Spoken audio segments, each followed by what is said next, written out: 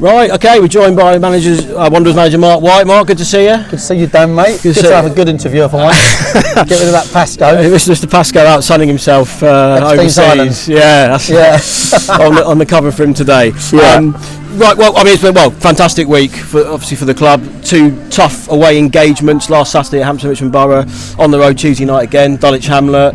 Obviously, you spoke yesterday in the weekly catch-up, but in terms of the positives from the performances and what you're hoping to take in today, what are you hoping for in that regard? I've just got that little togetherness at the moment. Do you know what I mean? That's the biggest thing, the work rate and the togetherness, really. It was difficult to pick a man of the match the other night. That was the sort of biggest sign of that, really.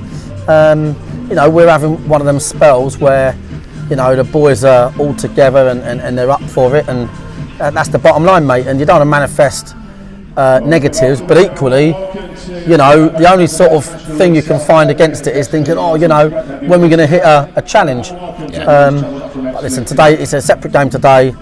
If we keep doing the things we're doing, then we can win the game.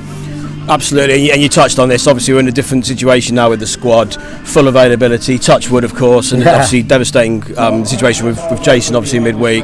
You mentioned David Ray's obviously out as well, but otherwise it is a full complement. And you've had to make a couple of selection calls today. I see Nicky Wheeler's come back in, and we've got Wes in.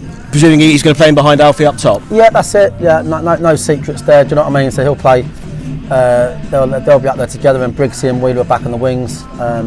I mean, great form. Them 2 boys are in great form. I thought, we swapped. That's the 2 changes with other wingers. We've got really good changes on the bench. I think that's really important today. So we've got flexibility during the match and from the side against a team that's well coached and having a good season, which will be, it's going to be important.